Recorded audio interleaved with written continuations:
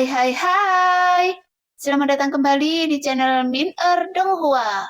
Kali ini kita akan melanjutkan cerita Donghua, Battle Troop di Heaven.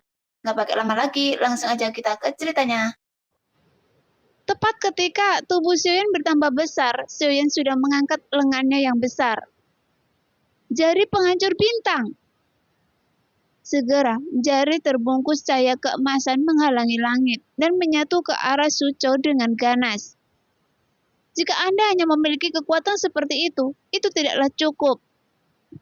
Su Chou mendengus dingin, kemudian pedang pengejar jiwa kekosongan mengembun di depannya dan langsung menebasnya. Segera, cahaya hitam dari pedang pengejar jiwa kekosongan berkedip dan langsung menembus jari Xiaoyan dalam sekejap, sehingga menyebar ke lengan Xiaoyan. Tapi, jari penghancur bintang Xiaoyan yang bergerak ke bawah tidak berhenti.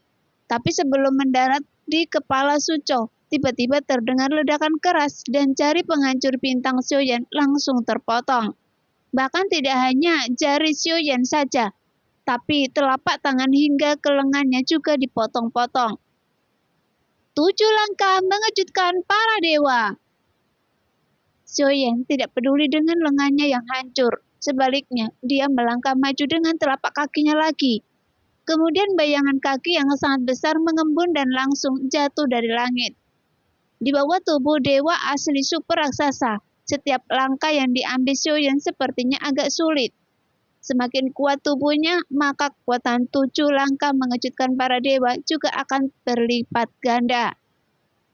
Pergi!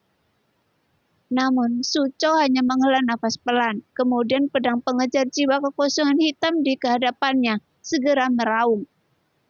Jari pedang!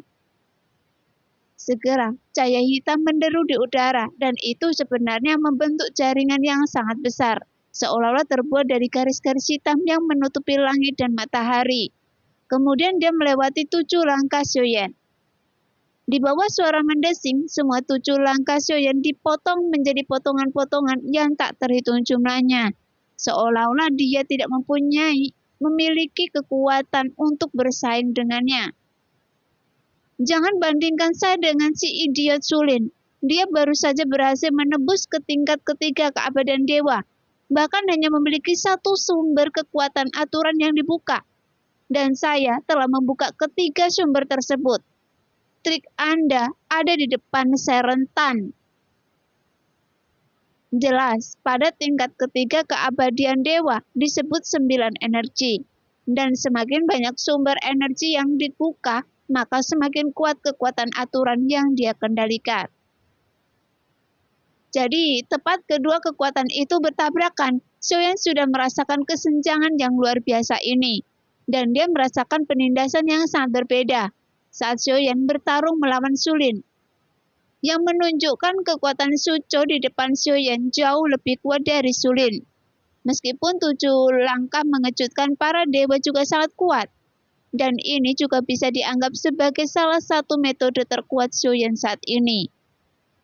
Tapi di bawah pedang pengejar jiwa kekosongan Su Chou, Xiaoyan tidak memiliki kekuatan untuk bersaing. Pada saat ini, lengan Xiaoyan yang hancur di bawah sinar cahaya keemasan yang mengalir dalam sekejap telah dipulihkan kembali. Kemudian pilar Tianjun sekali lagi bangkit mengikuti bentuk tubuh Xiaoyan. Dengan restu dari Dingmo, pilar Tianjun memancarkan tekanan yang sangat kuat. Segera, Xiaoyan segera mengayunkan pilar Tianjun sambil mencurahkan kekuatan abadi dan langsung menghantamkannya ke arah Su Chou.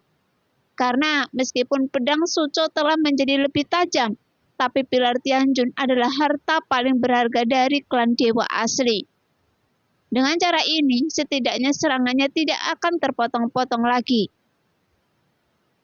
Tepat ketika pilar Tianjun yang menutupi langit jatuh dari langit, dan dengan tubuh Xiaoyan sangat besar hingga hampir menutupi separuh langit.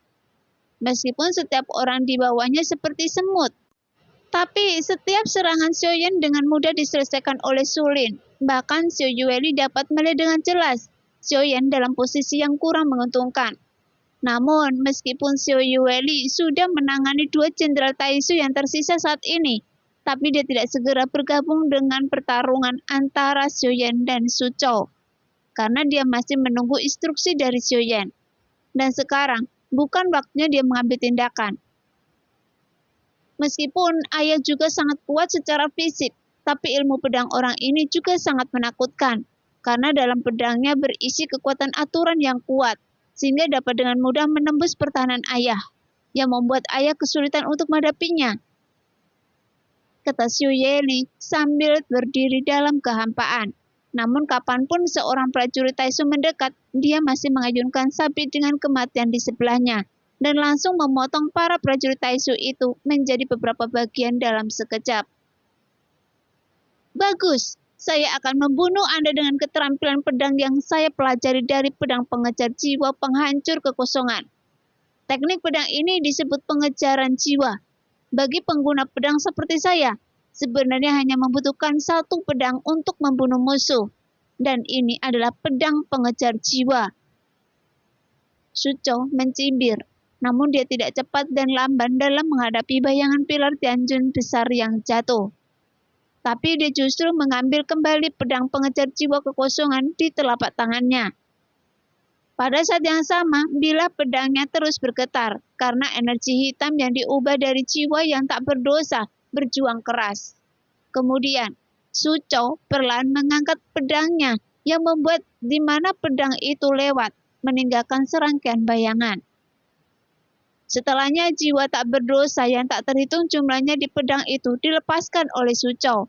Dalam sekejap, mereka meraung kesakitan. Kemudian dia bergegas menuju pilar Tianjun di atas kepalanya. Semua yang Anda lihat adalah ilusi yang disebut kebencian. Meskipun itu hanya kebencian, tapi saya memadukan kebencian mereka ke dalam teknik pedang.